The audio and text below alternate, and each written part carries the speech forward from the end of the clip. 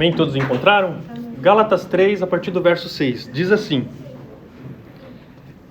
É o caso de Abraão, que creu em Deus, e isso lhe foi imputado para a justiça. Sabei, pois, que os da fé é que são filhos de Abraão. Ora, tendo a Escritura previsto que Deus justificaria pela fé os gentios, prenunciou o Evangelho a Abraão: em ti serão abençoados todos os povos. De modo que os da fé são abençoados com o crente Abraão. Todos quanto, pois são das obras da lei, estão debaixo de maldição, porque está escrito: maldito todo aquele que não permanecer em todas as coisas escritas no livro da lei para praticá-las. E é evidente que pela lei ninguém é justificado diante de Deus, porque o justo viverá pela fé. Ora, a lei não procede de fé, mas aquele que observa os seus preceitos por eles viverá. Cristo nos resgatou da maldição da lei, fazendo-se ele próprio maldição em nosso lugar. Porque está escrito: maldito todo aquele que for pendurado em madeiro, para que a bênção de Abraão chegasse aos gentios em Jesus Cristo, a fim de que recebêssemos pela fé o Espírito prometido. Amém? Até aí. Oremos. Santo Deus, amado Pai, mais uma noite, ó Pai, se reunimos para te louvar e te engrandecer, Senhor. Pai, teu povo se coloca diante da sua palavra nesta noite. Toma, ó Pai, nesta noite, mentes e corações cativos e obedientes à tua santa palavra. Ajuda-nos, ó Pai, desvenda nossos olhos para que a gente possa contemplar as maravilhas da sua lei, como disse Davi. Ajuda, ó Pai, com o teu Santo Espírito, que carecemos de ti, Senhor, para expor, para ouvir, para entender a tua santa palavra. Ajuda-nos nessa noite. Em nome de Jesus te pedimos e te agradecemos. Amém. Amém, queridos. Hoje a gente vai dar continuidade à série que a gente começou no mês passado. Como a gente falou, a gente começou uma série sobre a Reforma Protestante. Por quê? No mês passado a gente completou 506 anos de Reforma Protestante. São 506 anos de volta ao Evangelho puro e simples, de volta ao acesso à Escritura. E a gente, em comemoração, a gente fez essa série falando da Reforma Protestante. A primeira aula nós falamos dos antecedentes da Reforma, como o mundo estava antes de eclodir a Reforma Protestante em 1517. Depois a gente falou da Reforma propriamente dita através da vida de Lutero, Falamos ali um pouquinho da vida dele, até ali a chegada de 1521, onde teve a divisão mesmo do catolicismo e o protestantismo. Depois que a gente terminou a parte histórica, a gente começou a falar sobre as principais ênfases dos reformadores, que é a questão dos 5 solas da Reforma. As 5 principais ênfases que os reformadores fizeram na época da Reforma, Sola Scriptura, Sola Gratia, Sola Fide, Solus Christus e Soli Deo Gloria. Para quem não estava aqui nas últimas aulas, o que é sola? Sola é uma palavra em latim que quer dizer somente. Então eles falavam somente a Escritura, somente a graça, somente o Cristo, somente a fé e somente a Deus a glória. Essa, como eu coloquei ali, são as principais ênfases que eles davam na sua teologia. E se você tem notado até agora, aqueles que participaram das outras aulas, nós estamos lidando com verdades centrais e inegociáveis. Eu sempre, desde quando eu comecei a dar aula para vocês, tanto nas aulas do domingo, a irmã Jana e a irmã Aline vai lembrar, eu sempre estou falando das doutrinas centrais e inegociáveis da fé, que você não pode negociar. Se você negocia, você deixa de ser cristão. É isso que eu tenho batido tantas e tantas vezes. E essas ênfases dos 5 solas deve ser a nossa ênfase também. Somente a Escritura. Qual que é a autoridade da igreja? É a Escritura. A Escritura é o fundamento da autoridade que rege, que orienta. Como nós falamos, a Bíblia é a única regra de fé e prática para nós. Aí nós falamos na segunda aula, na questão das solas, do sola gratia, ou somente a graça. Nós vimos que o homem não vai a Deus se Deus não lhe der graça, se Deus não lhe der vida. A gente até falou de Efésios 2, que o homem ele está morto em seus delitos e pecados, e ele precisa que Deus venha em seu intermédio, o toque de vida para que ele possa se despertar e voltar, ter fé e se voltar para Deus. Depois a gente falou do solos Christus, ou seja, somente Cristo. Nós falamos da obra de Jesus, a suficiência da sua obra.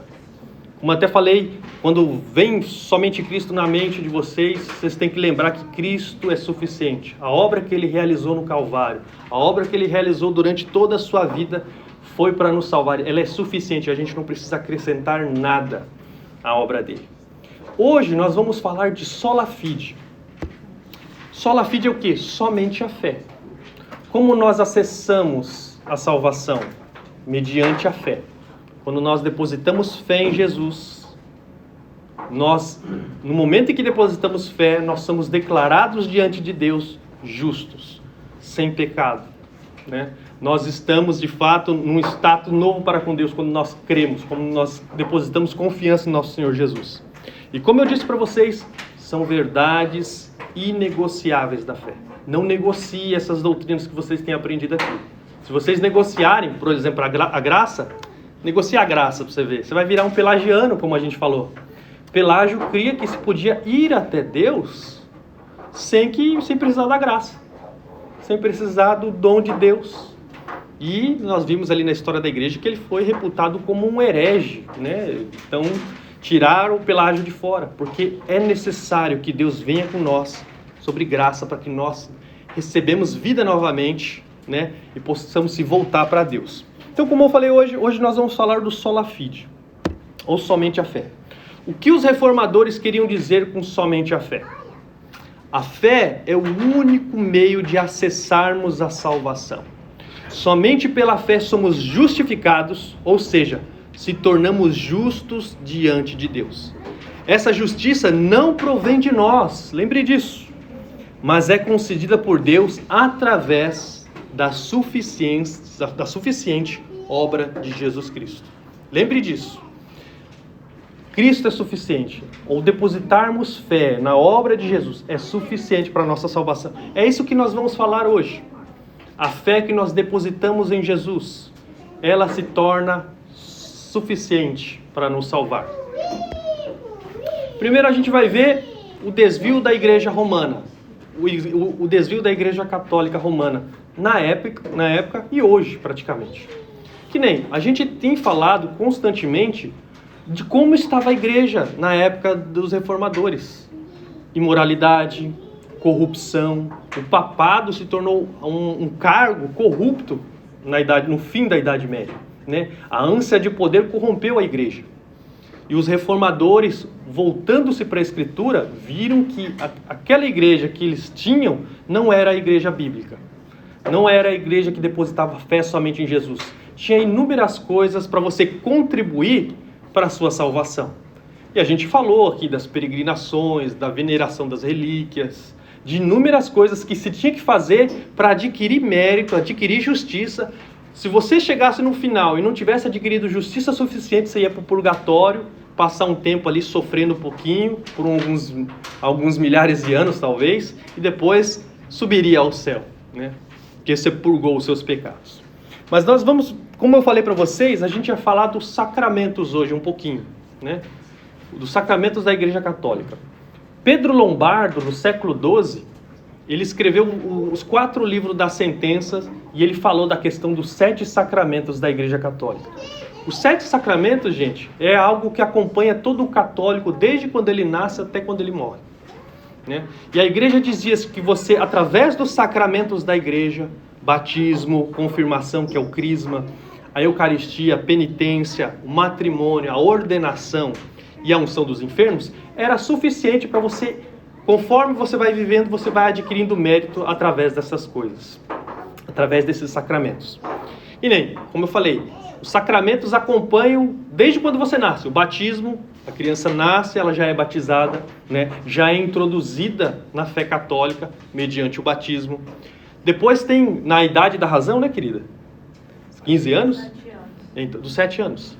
Não, a partir dos 7 anos você toma a primeira Eucaristia. Isso, que o pessoal fala que é o crisma, é a confirmação. O crisma é a confirmação da primeira confirmação. Então, então tá.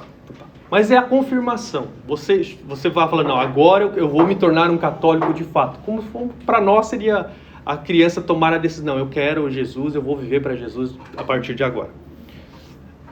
Duas dos sacramentos, eles se repetem durante a vida. A Eucaristia, não sei se vocês sabem, se vocês lembram, é praticamente a ceia, né? Tomar a hóstia, né? É a Eucaristia, é algo que se repete. A penitência também, é outro sacramento que se repete. Você se confessar, né? Subir escada de joelho, fazer romarias, fazer peregrinações, e dentre várias outras coisas que entram na questão da penitência, é outro sacramento que se repete durante a sua vida. E tem dois aqui que vocês não dá para ver, né? Tá em vermelho, eu coloquei em vermelho, ficou meio apagado. O matrimônio e a ordenação. Você tem que escolher um dos dois, você não pode ter os dois ao mesmo tempo. Ou você casa, ou você vira um padre, ou entra para a ordem religiosa e tal. Você não pode ter as duas coisas, então aqui você tem que escolher, né? E o último é a unção dos enfermos, que eu estudando tem uma certa divergência sobre a questão da extrema unção, que é algo que é feito antes de você morrer, né? Ou você está doente, está enfermo lá, quase para morrer, você recebe ali a unção dos enfermos, a extrema unção, né? Para você passar por aquele momento de dificuldade e encontrar Deus depois da morte. Então, olha só, todos esses sacramentos acompanham a vida do indivíduo. E a igreja dizia que através desses sacramentos você ia se tornando cada vez mais justo perante Deus. Que nem eu coloquei aqui, ó. Através dos sacramentos da igreja, o indivíduo vai se tornando cada vez mais justo. Quando estiver diante de Deus no último dia, sua justiça será avaliada. Acaso for encontrado em falta, será levado ao purgatório a fim de purgar o restante dos seus pecados, para então, sim, entrar no céu. Então, a justificação do catolicismo para o protestantismo é algo muito diferente. Para o católico, você vai se tornando cada vez mais justo mediante as suas obras, mediante a sua vivência na religião católica. Para o protestantismo é algo totalmente diferente. Nós somos declarados justos quando nós cremos. A nossa justificação está no momento em que nós cremos. Para o católico, ele não sabe se ele é justo o suficiente ainda. Ele vai ter que batalhar, fazer obras durante toda a sua vida e só ao fim ele vai saber se ele é justo ou não. Se ele não for, vai para o purgatório, purga lá um pouquinho, depois vai para o céu. Mas para a fé protestante não. Você é declarado justo, como diz a Escritura. É declarado, Deus declara, é como se fosse num tribunal. Deus declara que você é justo perante Ele, não por aquilo que você fez durante a vida, mas mediante a obra de Jesus Cristo, porque você depositou fé em Jesus Cristo. O Concílio de Trento, que foi de 1545 a 1563, é um concílio contra a reforma protestante. Os protestantes estavam ganhando o mundo, gente. A Europa estava se protestantizando, vamos dizer assim. Estava saindo da fé católica e indo para o protestantismo. Então, a Igreja Católica fez um concílio para reformar os dogmas, algumas práticas e algumas coisas da igreja. E nesse concílio, como eu coloquei aqui, ela descarregou seus anátemas ao ensino dos protestantes. O que é anátema? Maldições. Se você crê nisso, você é amaldiçoado. Se você crê naquilo tal que os protestantes dizem, você é amaldiçoado. E a gente vai ver algumas declarações aqui, para vocês terem uma ideia do que eles falavam. Olha o que o concílio formulou lá.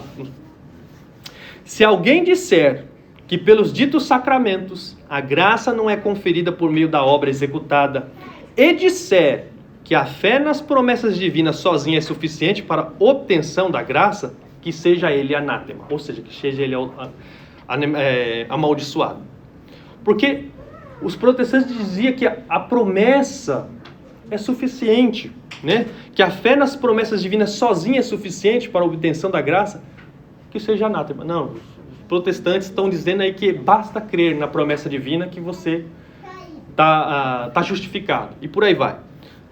A segunda declaração: se alguém diz que a culpa é perdoada a todo pecador penitente depois de ter sido recebida a graça da justificação, e que a dívida do castigo eterno é de tal maneira apagada que não fica nenhuma dívida de castigo temporal para ser descontada, seja nesse mundo, seja no próximo ou no purgatório, antes que a entrada do reino dos céus possa ser aberta, que seja ele anátema. Porque os protestantes dizem o quê? Quando você deposita fé em Jesus, seu pecado é expiado. Seu pecado é cancelado. É tirado da sua conta. Está pago. Você não precisa pagar mais nada durante toda a sua vida. Porque você vive pela fé, como nós lemos. O justo viverá pela fé. Você deposita confiança nas obras de Jesus e em Jesus somente. Então é suficiente. Só que os católicos na época falaram que não. Se você crer assim, é maldição para você. Você está debaixo da maldição de Deus. Concílio também. O concílio emitiu ainda um repúdio ao sola fide, que é o que a gente vai estudar hoje. Se qualquer pessoa disser que pela fé somente o pecador é justificado, com o sentido de que nada mais seja requerido para cooperar a fim de obter a graça da justificação, que seja ele anátema. Em outras palavras, Trento decretou que qualquer pessoa que firme ser justificada com base na fé sozinha, sem as obras, será condenada à maldição eterna. Então, mais uma coisa, só a fé não basta, tem que ter obras.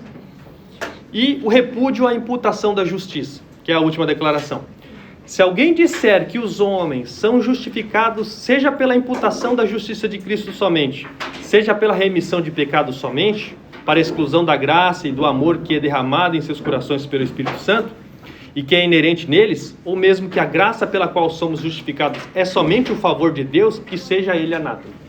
Mais uma questão da imputação, que a gente fala que é creditado na nossa conta, quando nós cremos em Jesus, nós vamos estudar isso também, e quando a gente crê, a justiça de Cristo é creditada na nossa conta. Nossa conta estava negativa, e mediante o sacrifício dele, ele deixou nossa conta com 0, só que depois ele creditou o crédito da justiça em nossa conta. E Trento falou, se você crê assim, você está amaldiçoado. Então você viu, trocentos anátemas que a Igreja Católica declarou na questão ali dos protestantes. Só que nós vemos, se você lembra da aula passada, nós falamos do outro evangelho, que Paulo fala lá no livro de Gálatas, capítulo 1, do verso 3 a 9, que nós lemos. Que qualquer pessoa que modifica o evangelho, e ali a questão de modificar o evangelho em Gálatas, foi que Paulo ele pregou o evangelho da graça. Vocês são salvos mediante a fé em Jesus Cristo somente. Só que entrou falsos mestres na igreja da Galácia e começaram a falar, que eram os judaizantes, falaram, não, só a fé em Jesus não basta. Você tem que guardar a lei de Moisés, os 10 mandamentos. Você não pode fazer nada no sábado, você tem que guardar o sábado. Você não pode comer carne de porco. Você tem que guardar dias, isso e aquilo, colocando um monte de regrinhas. E ele falou, se você não fazer isso, você não é salvo. Você não é plenamente salvo. Cristo só não é suficiente para a sua salvação. E Paulo lhe reputou esse ensinamento como um falso evangelho que está desassociado da graça de Deus. Aqueles que pregam outro evangelho, que é o que aqueles irmãos, aqueles hereges estavam fazendo, eles estão debaixo da maldição de Deus. Então esse é o perigo, e é o que a Igreja Católica estava pregando. Fé não é só suficiente, tem que ser fé mais obras. Fé mais aquilo que você faz. Você vai se tornando justo no decorrer da sua vida. Então, e a gente está vendo aqui, a gente já tem estudado várias e várias vezes, que a obra de Cristo é suficiente para a nossa salvação. Qual que é o padrão exigido para ir para o céu, gente? Quem sabe? Perfeição. Para a gente ir para o céu, nós temos que ser perfeitos. Não pode ter mancha, não pode ter mácula em nós. Nós temos que se apresentar diante de Deus e para ganhar o céu, nós temos que ser perfeitos.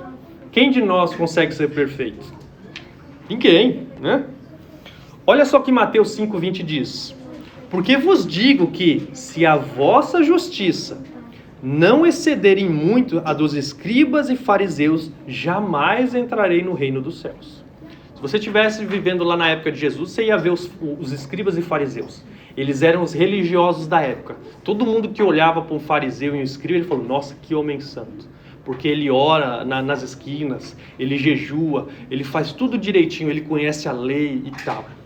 Só que muitos dos fariseus só tinham uma capa de religiosidade, né? Por dentro, Jesus ele até falou assim, são sepulcros caiados. Por fora é bonitinho, mas por dentro está cheio de ossos, está cheio de coisa podre. Porque o fariseu ele só visava a coisa de fora, só o visual por fora. Mas o coração era imoral. Por isso que no Sermão do Monte ali, ó, Jesus vai bater, né, a torta direita ali na questão dos fariseus ali com a questão da lei.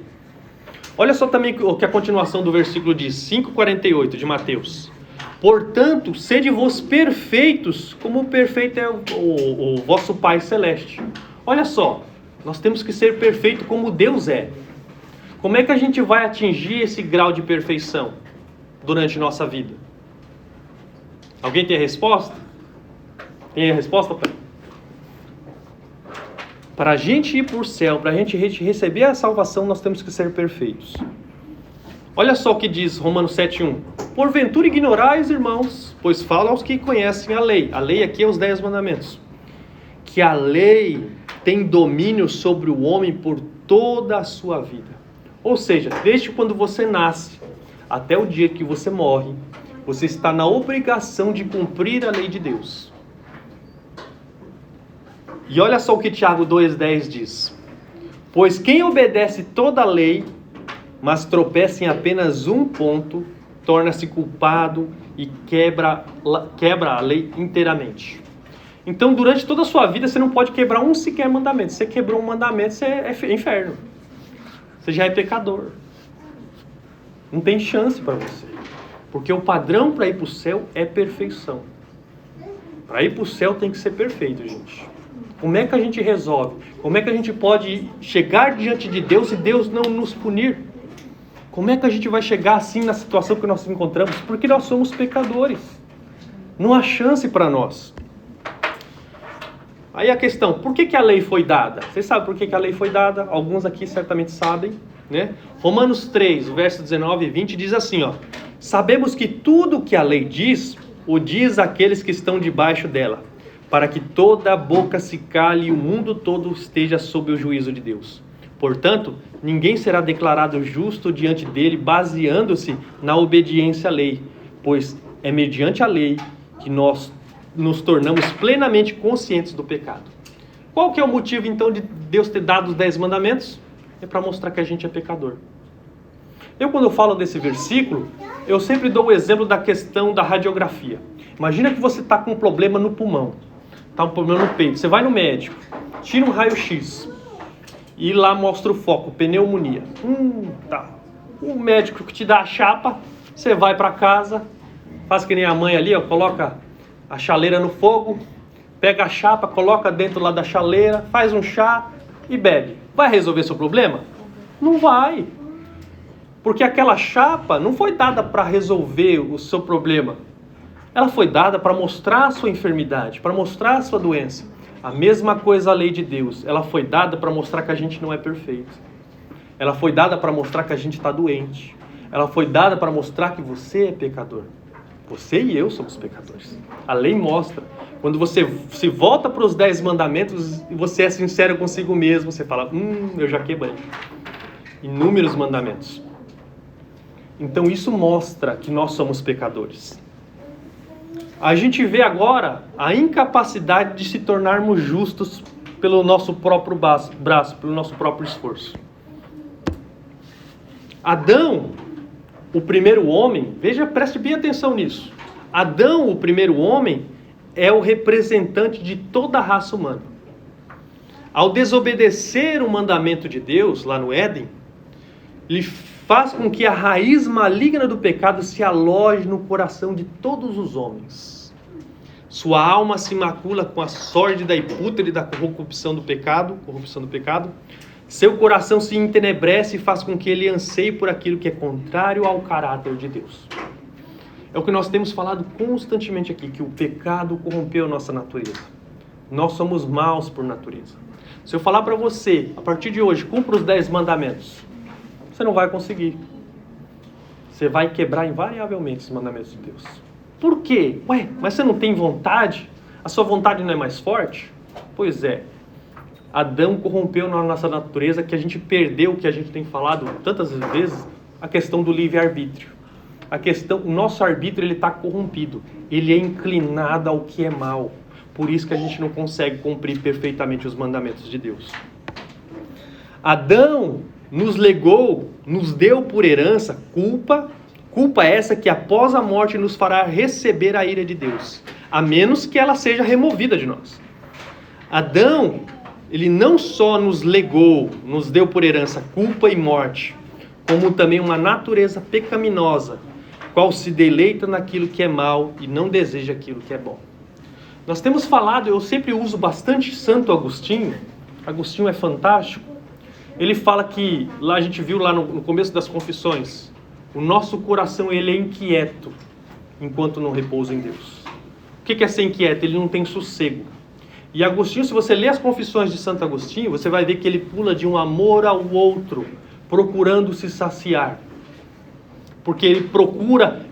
A pergunta é, a quem eu devo amar? Ou o que eu devo amar? A resposta correta seria Deus, porque nós somos feitos para Ele.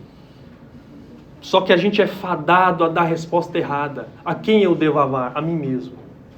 O meu prazer vem em primeiro lugar. E o que nós temos falado constantemente, que pecado é rebelião contra o Criador. Deus fez todas as coisas para Ele, nós fomos feitos para Deus. Só que com o advento do pecado, eu falo, não, eu não quero a sua vontade, eu quero a minha vontade. Toda vez que a gente peca, é como se a gente estivesse dizendo, eu quero ser Deus. Porque, olha só, Deus estabeleceu as regras, as leis, como deveríamos andar. Só que o pecado nos tornou um desvio de finalidade. Eu não quero viver para o Senhor, eu quero viver para mim mesmo. E nós procuramos viver constantemente para nós, desonrando o Criador. Por isso que o castigo é o inferno. Porque as suas criaturas se rebelaram contra Deus. Olha a seriedade do pecado. Olha o que o pecado de Adão nos levou. Nós falamos até de Anselmo. Por que Adão não preservou aquele paraíso para nós? Mas nós fomos tirados da terra, do Éden, para o desterro. Da vida para o horror da morte. E ali, leia o proslógio de Anselmo, que você vai se maravilhar com a oração do início, falando sobre essa questão. Mas olha só o que deu, olha só que o pecado nos lançou no terror da morte. Fez-nos o quê? Desonrar a lei de Deus. É isso que o pecado fez conosco, nos maculou. E o que eu sempre falo para vocês, trapos de imundícia. Lá em Isaías 64:3. Estamos todos impuros por causa de nosso pecado. Quando mostramos nossos atos de justiça, não passam de trapos imundos. O que significa isso? Sabe as suas obras, a sua bondade que você faz para os outros, ou que você pode até mesmo fazer para Deus? Tá? As obras que você pratica estão maculadas, são sujas. Eu sempre dou um exemplo do bolo de chocolate. É gostoso, né? A Dai faz um bom bolo de chocolate. Faz não, Dai? Imagina uma pessoa entregar esse bolo maravilhoso para você com a mão suja de fezes, suja de cocô. Tá maculado, não tá? Você fala, puxa, tá sujo aquilo lá. Assim somos nossas obras para Deus. Quando Isaías está falando de trapos imundos aqui, as nossas obras, ele se refere a uma pessoa com lepra. A necrose da pele, a pele está morrendo, está soltando pus, sangue. Você enrola um pano branquinho lá. Depois de alguns dias, você vai remover aquele pano. Está cheio de carne morta, pus, sangue e fedendo. É um trapo imundo. Não serve para nada. Assim são nossas obras para Deus. São trapos. Não prestam. Então não tem, gente, como a gente agariar mérito. Fazer coisas para agradar a Deus. Não tem como fazer, não tem nada que possamos fazer para agradar, para se recomendar a Deus. Nada que a gente possa fazer vai agradar a Deus. Nada presta. Tudo que a gente faz só merece o inferno. A Bíblia fala que até a lavoura do ímpio é pecado. O que é a lavoura? A plantação dele. Ele trabalhou de forma justa, correta. Só que como ele trabalhou naquilo ali, não visando a glória de Deus, é pecado. Porque todas as coisas são para Deus. E quando a gente não faz voltado para Deus, é pecado. A lei não pode nos aperfeiçoar, pois a carne, nossa natureza, está enferma por causa do pecado, como diz Romanos 3. Nossa carne está enferma, gente, está doente. Por isso que a gente não consegue fazer atos justos para Deus. Nada que preste para Deus, porque todas as nossas obras estão maculadas com o nosso pecado. Olha aqui o que diz Atos 13:39. E de tudo que pela lei de Moisés não pudeste ser justificados, por ele quem? Jesus. É justificado todo aquele que crê. Olha só, o que a gente não pôde fazer pela lei de Moisés, os 10 mandamentos, a gente foi justificado por ele. Ele quem? Jesus. Por ele é justificado todo aquele que crê. Olha só, lembra que eu falei para você que quando você deposita fé em Jesus, você se torna justo diante de Deus? Olha só, vamos falar agora da fé. Gálatas 2,16. Sabendo, contudo, que o homem não é justificado por obras da lei, e sim mediante a fé em Cristo Jesus. Também temos crido em Cristo Jesus para que fôssemos justificados pela fé em Cristo, e não por obras da lei. Pois por obras da lei ninguém será justificado. Então veja bem, você está pensando assim, poxa, eu vou cumprir a lei de Deus para ir para o céu. Se eu cumprir, Deus vai me dar salvação. Mas a Bíblia fala constantemente que nós não somos justificados por obras da lei. Não tem como, porque como você já sabe, nossas obras são trapos imundos. Gálatas 3:24. De maneira que a lei nos serviu de aio para nos conduzir a Cristo, a fim de que fôssemos justificados por fé. A lei, gente, ela tem essa questão. A lei mostra que nós somos pecadores, só que ela aponta para aquele que cumpriu perfeitamente a lei, Jesus Cristo. O aio aqui é um tutor que nos pega pela mão e nos leva, nos orienta. É isso que ele faz, o tutor. A lei foi isso. A lei mostra que nós estamos doentes. Mostra a nossa enfermidade. Só que ela mostra a cura. A cura é quem? Cristo. Para onde você tem que correr então? Para Cristo. O único meio de salvação agora que nós vamos falar. O que não conseguimos atingir por causa de nossa natureza corrompida, Cristo conseguiu por nós. Romanos 8, como o que a gente leu agora do verso 3 e o verso 4. Porque aquilo que a lei for incapaz de fazer, por estar enfraquecida pela carne, Deus o fez, enviando seu próprio Filho à semelhança do homem pecador, como oferta pelo pecado. E assim condenou o pecado na carne, a fim de que as justas exigências da lei fossem plenamente satisfeitas em nós, que não vivemos segundo a carne, mas segundo o Espírito. Então o que a gente não conseguiu fazer por nossas próprias obras, porque nós estamos enfermos por causa do pecado, Cristo conseguiu por nós. Por isso que ele desceu do céu, se tornou um homem como nós. Porque foi um homem que pecou, gente. O homem tem que pagar essa dívida. Só um homem pode pagar. Só que o homem, como a gente disse, se vocês lembrarem da última aula, a questão de Anselmo da Cantuária, no seu livro Cur Deus Homo, por que Deus se fez homem? Ele fala porque Deus desceu do céu. Que nós tínhamos uma dívida infinita para com Deus, por causa do nosso pecado. E a gente não consegue pagar porque o homem é finito. Não tem como. Só um Deus poderia pagar. Só que Deus não fez nada de errado. Ele não tem que pagar nada. É por isso que Deus desceu e se fez homem. Porque como um homem deve, e como um Deus pode pagar. Por isso que Jesus fez homem, para pagar uma dívida infinita que eu e você tinha. E Cristo se tornou o segundo Adão, que você lembra que nós temos falado. O primeiro Adão nos legou culpa, nos legou morte, nos legou ira, a ira de Deus. Só que o segundo Adão, Cristo, mediante a fé nele, ele nos lega, ele nos dá por herança justiça e vida eterna. É o que eu sempre falo, a quem você está ligado? Adão ou Cristo? Quando nós nascemos, nós somos ligados a Adão. E se a gente morrer em Adão, nós vamos receber a herança de Adão. Morte e condenação. Mas durante a vida a gente pode se ligar ao outro Adão, Cristo, mediante a fé. E se a gente morrer no segundo Adão, Cristo, nós vamos receber a justiça e a vida eterna, que foi conquistada por Ele, não por nós. Em Cristo está o meio pelo qual Deus torna justo, puro, limpo, perfeito o indivíduo. Só mediante Cristo. Romanos 3, do verso 21 a 30 diz assim: mas agora se manifestou uma justiça que provém de Deus, independente da lei, olha lá, olha só, da qual testemunha a lei e os profetas, ou seja, o Antigo Testamento. Justiça de Deus mediante a fé em Jesus Cristo para todos os que creem.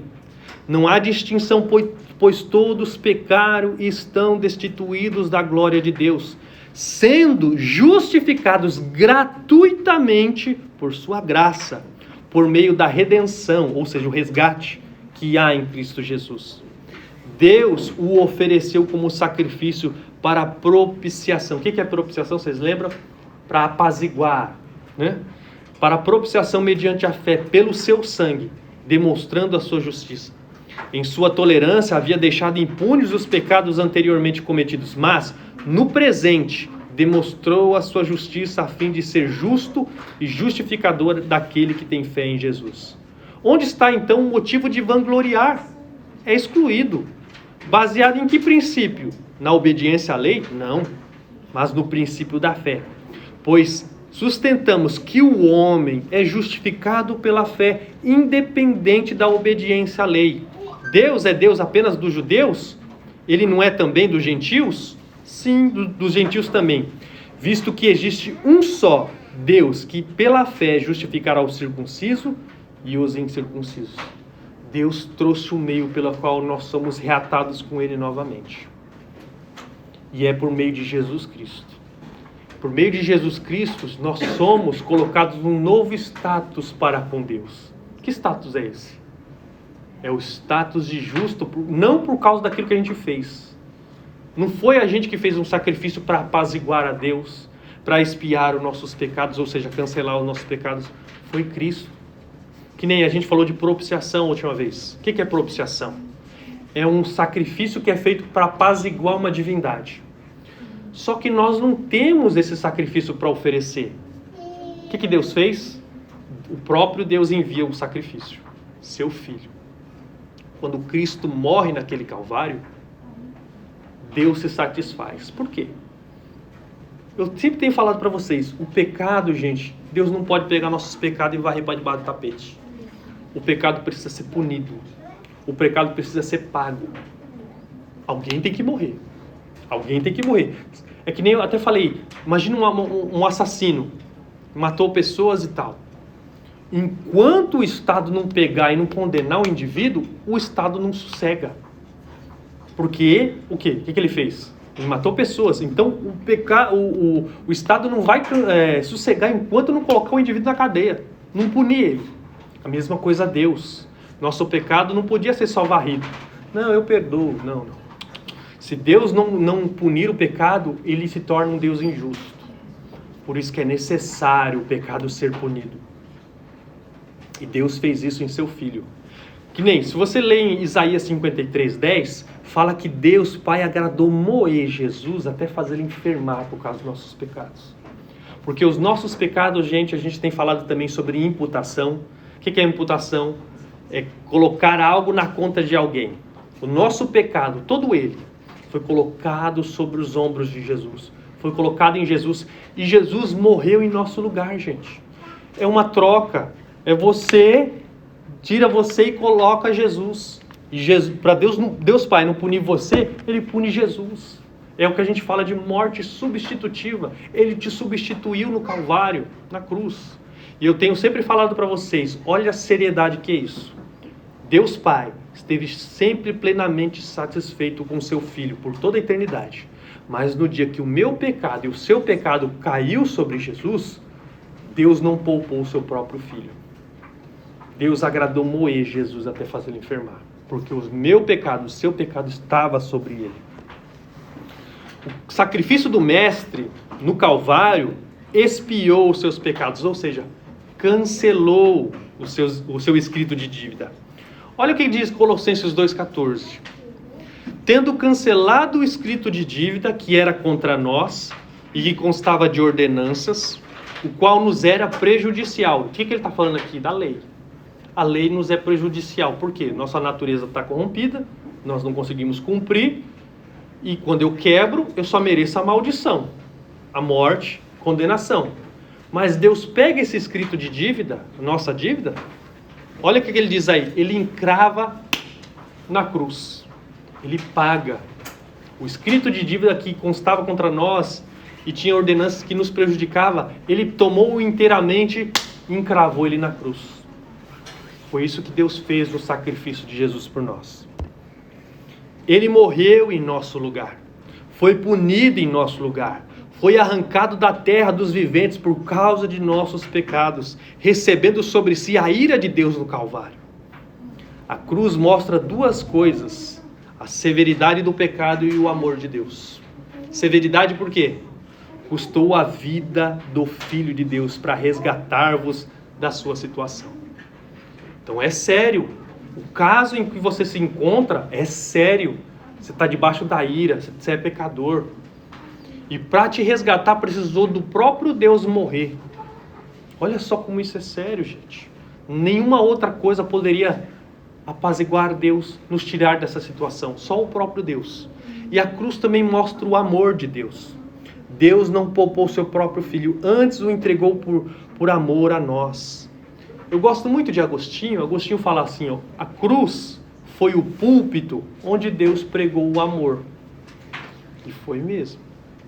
Lá ele pregou o autor da vida, aquele que é infinito em amor. E ele pregou seu próprio Filho lá, por amor a nós. Olhe para a cruz com severidade, por causa do pecado, mas olhe também ela com ternura, porque ali foi feito o evento mais, como eu poderia dizer assim, o evento mais espetacular de toda a terra, porque ali o próprio Deus desceu e ali ele foi morto para salvar aqueles que creem, para salvar aqueles que iriam depositar fé no crucificado. O sacrifício que aplacou a ira de Deus, que apaziguou a Deus, pois o pecado foi punido, estava pendurado naquele madeiro. Cristo tomou sobre si todos os seus pecados, caminhou rumo ao Gólgota, o Monte Caveira. Ali foi punido em seu lugar. Seu sacrifício expiou, cancelou todos os seus pecados, apaziguou a Deus com seu sacrifício e te tornou justo mediante a imputação de sua justiça.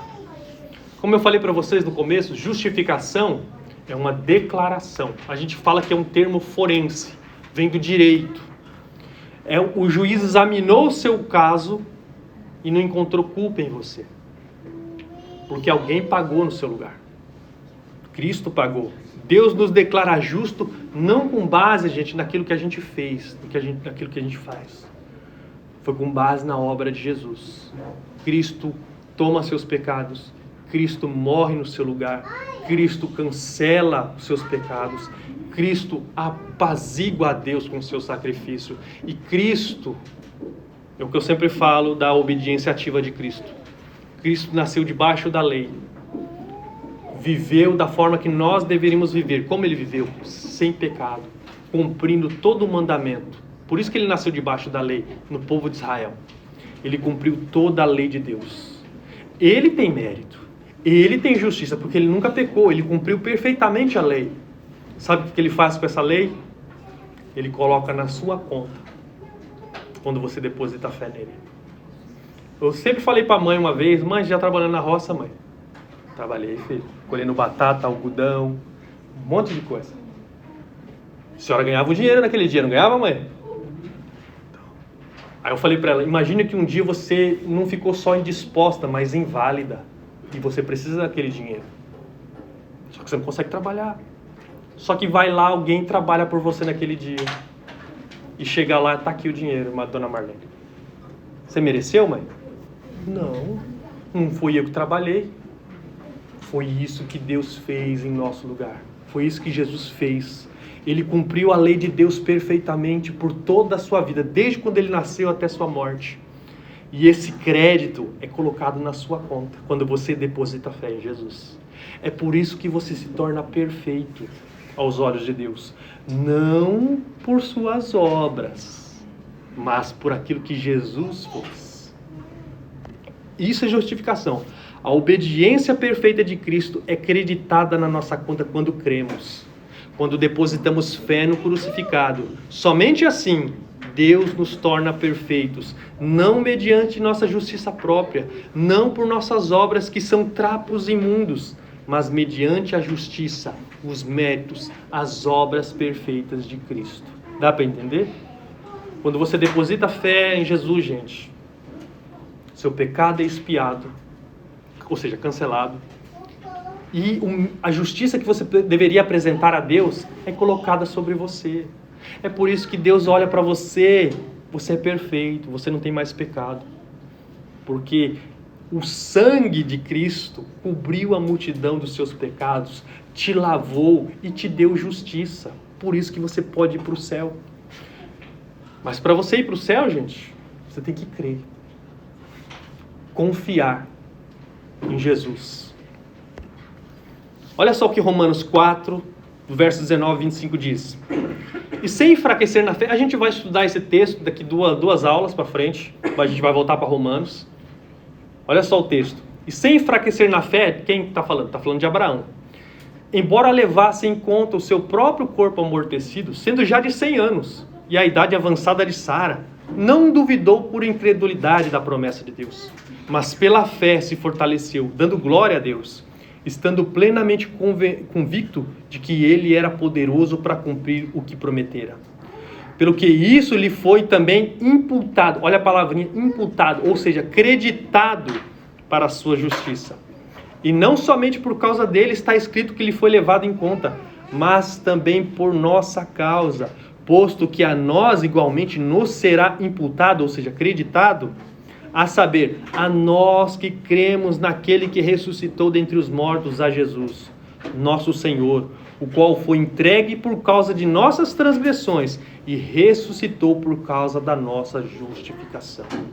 Da mesma forma que Abraão foi justificado quando creu em Deus lá atrás no Antigo Testamento, nós também somos feitos justos por crer em Deus, naquilo que Deus fez por nós através de Jesus Cristo. Por isso que a gente fala, é só fé, gente. Creia em Jesus. Creia naquilo que Jesus fez. Creia que Ele morreu no seu lugar. Creia que Ele levou os seus pecados. Creia que Ele te creditou na sua conta. Justiça. Olha Gálatas, o que a gente leu a princípio. É o caso de Abraão, que creu em Deus, e isso lhe foi imputado para a justiça. Sabei, pois, que os da fé é que são filhos de Abraão. Ora, tendo a Escritura previsto que Deus justificaria pela fé os gentios, gentio é tudo aquele que não é judeu, tá? Prenunciou o evangelho a Abraão: em ti serão abençoados todos os povos, de modo que os da fé são abençoados com o crente Abraão. Todos, quanto, pois, são das obras da lei, estão debaixo de maldição. Porque está escrito, maldito todo aquele que não permanecer em todas as coisas escritas no livro da lei para praticá-las. E é evidente que pela lei ninguém é justificado diante de Deus, porque o justo viverá pela fé. Ora, a lei não procede de fé, mas aquele que observa os seus preceitos, por eles viverá. Cristo nos resgatou da maldição da lei, fazendo-se Ele próprio maldição em nosso lugar. Porque está escrito, maldito todo aquele que for pendurado no madeiro. Olha só, nós estávamos debaixo de maldição, gente. Por quê? Porque a gente não cumpre a lei. Só que Cristo nos tirou debaixo da maldição. Ele mesmo se fez maldição em nosso lugar. E quando a gente quebra a lei, a gente se torna maldito, condenado, merecedor do inferno. Só que Jesus toma o nosso lugar, toma a nossa maldição sobre si e morre no nosso lugar. É isso que Cristo fez. Aí há uma pergunta agora para vocês. Você quer ser julgado mediante a sua justiça própria, ou você quer ser julgado mediante a justiça de Jesus? Se você chegasse no tribunal de Deus hoje, você quer ser julgado pela sua justiça? Você tem mérito? Você tem justiça? Se Deus julgar você, é inferno. Mas se Deus julgar você mediante a justiça que Cristo tem, que é perfeita, que nos purifica de todo o pecado e nos acredita essa justiça maravilhosa, que é o que Deus requer. Medite nisso. Aí eu sempre falo, lance toda a sua confiança nos méritos do Salvador. Viva crendo que Ele levou o seu pecado. Por meio dele, você foi purificado, lavado mediante o sangue purificador de Jesus. Abandone sua justiça própria. Ela não te torna alvo mais que a neve, mas sim pesado como o chumbo, o qual fará você descer no mais profundo inferno. Por isso que você não pode se agarrar nas suas obras, gente. Eu vou ao céu porque eu sou uma pessoa boa. Eu vou ao céu porque eu sou uma boa mãe, um bom pai. Eu nunca falo mal de ninguém. Eu nunca roubei, eu nunca fiz isso, eu nunca fiz aquilo. Não pense que a sua moralidade te levará ao céu. Você permanecer com a sua moralidade, quando Deus olhar para você, você não tem justiça. Inferno. Você não merece. As suas obras são pesadas como chumbo. E elas te levarão sempre cada vez mais para baixo. Por isso que você deve soltar ela, abandonar ela e erguer as mãos para você receber a dádiva do Salvador. Isso é fé, você crê nele. Fé, olha só, é a autodenúncia, gente, de que nós somos miseráveis. Como um mendigo, levantamos as mãos vazias para receber a dádiva do Criador. Tem um hino fantástico que diz assim, nada na minha mão eu trago, eu só na cruz me apego. Assim deve ser o crente. Quando eu falo de fé, eu dou um exemplo em que eu ouvi do pastor Augusto Nicodemos. Fé é você desistir de ser salvo por si próprio. É confiar naquele que é o único que pode te salvar. Que nem o Augusto Nicodemos, quando ele deu esse exemplo, ele falou que teve um retiro, né? E no local do retiro eles foram para uma chácara. E na chácara tinha um rio lá. E alguns irmãos se aventuraram a nadar. Só que um irmão, ele foi muito longe. O que aconteceu? Deu cãibra. Ele começou a se debater. E os irmãos lá, não conseguiam nadar bem assim, né? Ficava só no rasinho. Falou, fulano de tal tá morrendo, meu Deus do céu. E agora? O que nós faz? Aí lembraram do irmão João, que ele era nadador profissional. E chegou lá pro irmão João, fulano de tal tá morrendo, ajuda ele. E o irmão João chegou lá na margem, lá, cruzou os braços e esperou. E o cara lá se debatendo e tal, meu Deus, aquele desespero todo. Aí daqui a pouco ele deu o último mergulho para morrer mesmo, desceu para morrer. O irmão João deu uns 3, 4 braçadas lá, chegou nele, pegou, trouxe ele de volta para a margem. E os irmãos já achou ruim. Ô irmão, você é mau. Se você tinha capacidade de salvar ele, por que você não fez o quanto antes? O irmão João diz assim, se eu tivesse ido, enquanto ele tivesse força, ele teria se agarrado em mim e nós dois iríamos morrer. Eu só poderia ir e salvar ele quando ele desistisse de si mesmo. É a mesma coisa nós. Quando a gente desiste de ser salvo por nossa própria força, Deus vem em nosso intermédio. Por isso que a gente fala, é autodenúncia. Eu sou miserável, eu não tenho nada, Senhor. Eu não consigo, eu não posso chegar até o Senhor. Aí sim, isso é fé. Aí você só ergue a mão, eu creio, Senhor, naquilo que o Senhor fez por mim através do teu Filho Jesus. Por isso que a gente fala, a salvação, gente, é só pela fé. Fé em quem? Em Cristo. Nos méritos de quem? No seu? Não, de Cristo. Por isso que Cristo é suficiente. A fé nele é suficiente para te salvar. Não adicione, não coloque nada à fé. É fé mais obras, inferno. É fé mais roupa, inferno. É fé mais ir à igreja, é inferno. É fé mais tomar a ceia, é inferno. Fé somente. Fé somente. Só que aí você pode me perguntar, poxa irmão,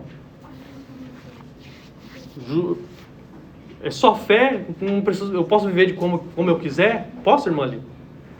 Posso, Jana? Posso dizer, Tiago? Não posso. Aquele que foi e recebeu a graça de Deus e creu, ele é transformado. Que nem eu coloquei aqui, né? Justificação é uma invenção dos reformadores. Vocês viram aí, pelos textos bíblicos que a gente citou, que não é uma coisa dos reformadores. Porque a Igreja Católica dizia que não, a justificação pela fé somente é uma invenção dos reformadores. Não é. Tem um livrinho, que o nome é Muito Antes de Lutero, do Nathan Busenitz. Ele vai falar do Evangelho antes da Reforma. vai falar da justificação pela fé antes da reforma. E se eu gosto de história da igreja, quando você pega os escritos dos antigos, você encontra o evangelho lá. Só que não era a principal ênfase deles. Mas tem. Olha só, não sei o que horário que é. Já tá. Olha só a carta a Diogneto, do século II, no ano 120 depois de Cristo. Os apóstolos já tinham morrido, tal. No segundo século ali, essa carta foi redigida para outra pessoa, o Diogneto. Olha só o que ela fala. Quando Deus dispôs tudo em si mesmo, juntamente com seu Filho, no tempo passado, Ele permitiu que nós, conforme a nossa vontade, nos deixássemos arrastar por nossos impulsos desordenados, levados por prazeres e concupiscências. Ele não se comprazia com os nossos pecados, mas apenas os suportava. Também não aprovava aquele tempo de injustiça, mas preparava o tempo atual de justiça, para que nos convencêssemos de que naquele tempo, por causa de nossas obras, éramos indignos da vida. E agora, só pela bondade de Deus, somos dignos dela. Também para que ficasse claro que por nossas próprias forças era impossível entrarmos no reino de Deus, e que somente pelo seu poder nos tornamos capazes disso. Quando a nossa injustiça chegou ao máximo e ficou totalmente claro que a única retribuição que podíamos esperar era o castigo e morte, chegou o tempo que Deus estabelecera para manifestar a sua bondade e o seu poder. Ó imensa bondade e amor de Deus! Ele não nos odiou, não nos rejeitou, nem guardou ressentimento contra nós. Pelo contrário, mostrou-se paciente e nos suportou. Com misericórdia, tomou sobre si os nossos pecados e enviou seu Filho para nos resgatar. O santo pelos ímpios, o inocente pelos maus, os justos pelos injustos, o incorruptível pelos corruptíveis, o imortal pelos mortais. De fato, que outra coisa poderia cobrir nossos pecados senão a sua justiça? Por meio de quem poderíamos ter sido justificados nós, injustos e ímpios, a não ser unicamente pelo Filho de Deus? Ó doce troca, ó obra insondável, ó inesperados benefícios! A injustiça de muitos é reparada por um só justo, e a justiça de um só torna justos muitos outros. Ele antes nos converteu da impotência da nossa natureza para ter a vida. Agora mostra-nos o Salvador capaz de salvar até mesmo o impossível.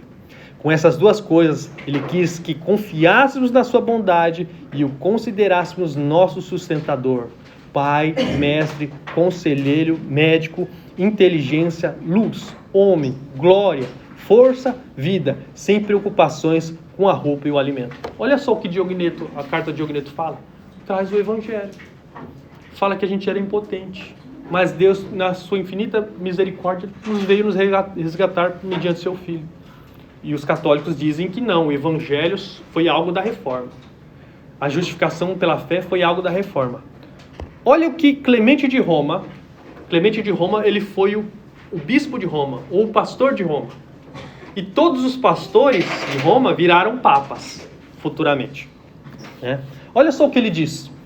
Todos, portanto, foram glorificados e magnificados, não por meio de si próprios, de suas próprias obras, ou das ações justas que praticaram, mas por meio da sua vontade.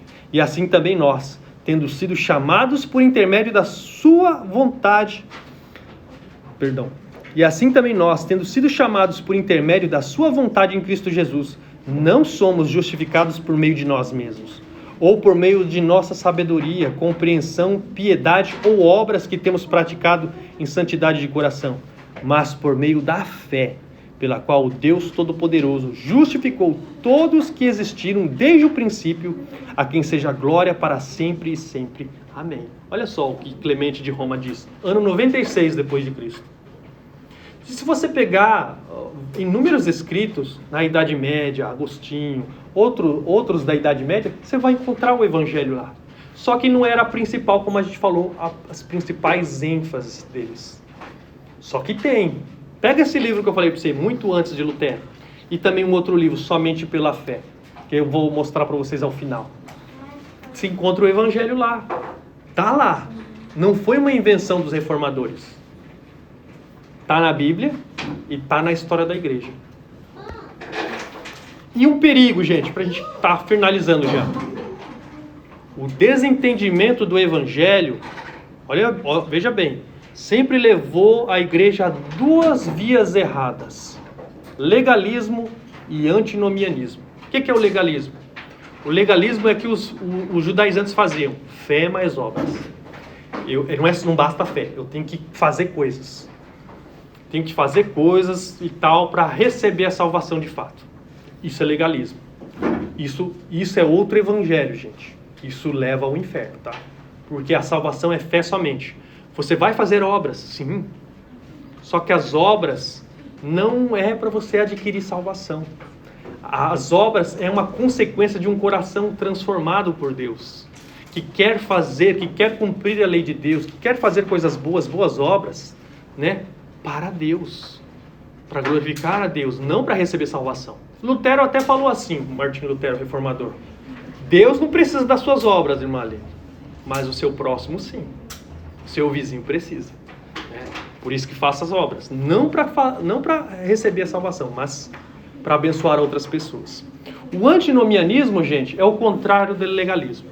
É aquele que falou assim: nossa, a graça de Deus é tão grande, eu sou justificado pela fé somente, então eu posso viver como eu quero, como eu quiser, eu posso pecar à torta direito, porque a graça de Deus é abundante, então é só pela fé, só basta eu crer, eu posso viver do jeito que eu quero. Esse é o antinomianismo, ou seja, ele é anti-lei. Isso também é um entendimento errado do Evangelho. Porque a Bíblia diz que aquele que vive pecando não viu e nem sequer conheceu a Deus. Que nem a gente falou da graça, que a gente estava morto em delito e pecado. A gente não queria a Deus, não queríamos viver para Deus, queríamos viver para si só. Mas no dia que a graça nos acometeu, o dom de Deus, o dom da fé nos ressuscitou, né, Jana? Nós se tornamos uma nova criatura. Que nós não queremos, nós não se deleitamos mais no pecado. Nós queremos refletir o caráter de Jesus Cristo. Se você vê uma pessoa que diz cristã, mas tem a boca suja, é mentiroso, né? Rouba as coisas no serviço e por aí tantas outras coisas, isso daí mostra que ele não foi regenerado de fato. Mostra que ele não foi regenerado. Porque um verdadeiro cristão que foi acometido pela graça de Deus, ele não vive mais pecando. Ele vive para Deus, para glorificar a Deus. Só que, com certeza, ele não vai ser perfeito, tá? Porque a nossa natureza é caída em Adão, gente. Deus nos livrou da culpa, do pecado e tal, mas a nossa natureza ainda está corrompida. É por isso que o cristão vai lutar até o último dia com o seu eu. Por isso que Jesus falou, aquele que quer vir após mim, toma a sua cruz e segue-me. O que é tomar a cruz? É rejeitar o seu eu, o seu coração. A Bíblia fala que o nosso coração é corrupto, é mau, é perverso, é enganoso. E a gente tem que lutar constantemente com ele. Na conversão, a nossa natureza é amortecida, mas ela não é totalmente removida. Por isso que tem um processo de regeneração. Dia após dia, nós crescemos à imagem de Jesus. Olha só o que Ezequiel, para a gente finalizar. Ezequiel 36, a partir do verso 24 a 31. Olha só o que ele diz. Tomar-vos-eis de entre as nações, e vos congregarei de todos os países, e vos trarei para a vossa terra. Então aspergirei água pura sobre vós, e ficareis purificados. De todas as vossas imundícias, e de todos os vossos ídolos vos purificarei. Olha só agora. Dar-vos-ei coração novo, e porei dentro de vós espírito novo. Tirarei de vós o coração de pedra, e vos darei um coração de carne. Porei dentro de vós o meu espírito, e fareis que andeis nos meus estatutos, guardeis os meus juízos e os observeis. Habitareis na terra que eu dei a vossos pais. Vós sereis o meu povo, e eu serei o vosso Deus. Livrar-vos-ei de todas as vossas imundícias. Farei vir o trigo e o multiplicarei, e não trarei fome sobre vós. Multiplicarei o fruto das árvores e a novidade do campo, para que jamais recebais o opróbrio ou a vergonha da fome entre as nações. Então vós lembrarei dos vossos maus caminhos, e dos vossos feitos que não foram bons. Tereis nojo de vós mesmos por causa das vossas iniquidades e das vossas abominações. Está falando da nova aliança, gente. Que aquele que é convertido, Deus vai tirar o coração de pedra. O que é um coração de pedra? Uma pessoa que é insensível à palavra de Deus. Você fala, ela... E daí? Não é para mim. Só que Deus tira esse coração e coloca um coração de carne. Um coração que é sensível à palavra de Deus. Que compreende, que quer mais a palavra de Deus. Que anseia viver para Ele. Não anseia viver para si mais, mas para Deus. Ele fala, eu vou limpar vocês das vossas imundícias. Vos darei do meu espírito. Meu Deus. Meu Deus. Por isso que eu falo para você, como um cristão, de fato, de verdade, vai viver no pecado? Ele não tem prazer no pecado, gente. Não tem. O pai vai lembrar disso. Eu até falei aquela vez, né, pai? Acho que o senhor vai lembrar. Que a gente ia para a chácara de amigos. E um dia eles compraram um sítio novo. A gente foi lá recolher as coisas e os animais.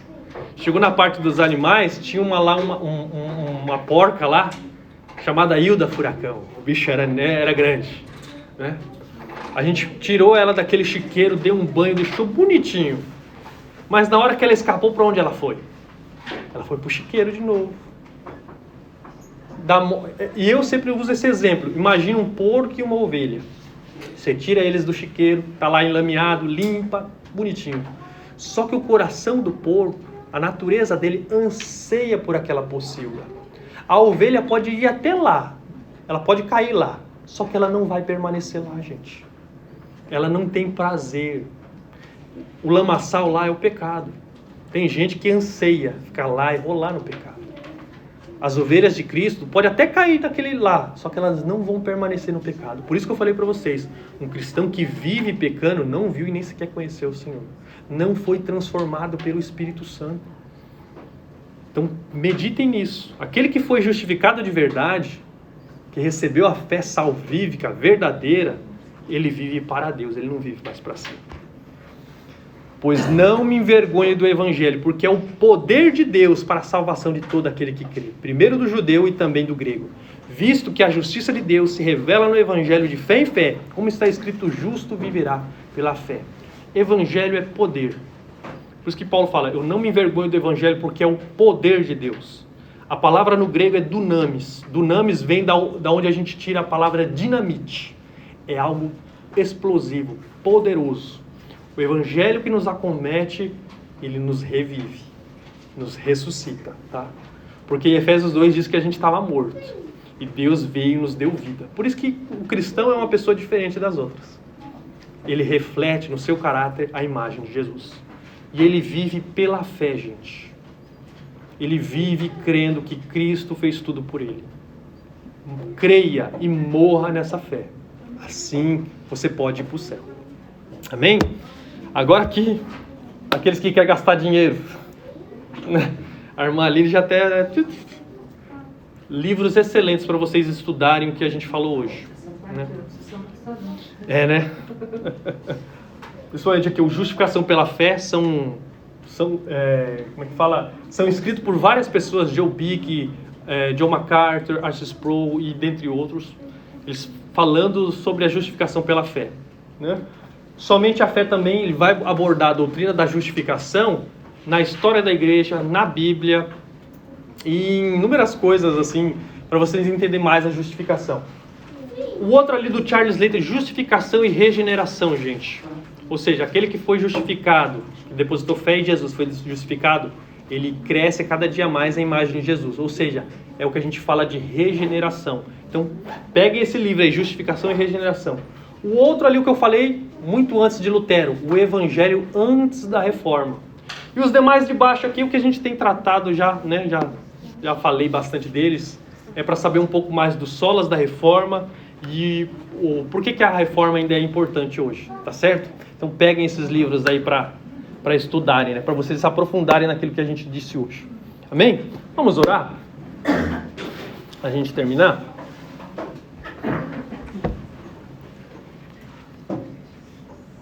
Pai amado, Pai querido, Graças te damos pela tua palavra.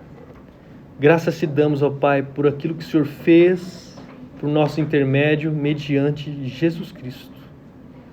Nós reconhecemos, Pai, que somente a fé nele pode colocar-nos num status de justos para com o Senhor. Só ele, mediante ele, a fé nele, nossos pecados são expiados, anulados, pagos naquela cruz. Só nele nós entramos num relacionamento novo, temos paz contigo mediante a fé em Jesus Cristo. Senhor, faz a fé brotar em nosso coração, porque sabemos, ó Pai, que por nossa força nós não conseguimos ter fé. O Senhor que nos dá mediante o Teu Espírito. Sabemos que nós não conseguimos alcançar a salvação por aquilo que a gente faz, mas só por aquilo que Cristo fez. Faz, ó Pai, resplandecer o Evangelho sobre os nossos olhos. Mostra-nos Cristo. Nos faz com que confiamos somente nele. E nele depositamos nossa fé, nossa confiança, para o louvor da Tua glória, Pai. Senhor, olha para a nossa miséria. Nós somos pobres, miseráveis. Mas, mediante o Teu Evangelho, nos tornamos aceitáveis a Ti. Continua abençoando a Tua igreja, Teus filhos, aqueles que vieram e aqueles que não puderam estar conosco esta noite. Derrama da Tua graça sobre nossa vida. Toma mentes e corações cativos, ó Pai, sempre em obediência à Tua santa palavra. E concede-nos, ó Pai, o Teu reino. Em nome de Jesus te pedimos e te agradecemos. Amém. Amém, queridos.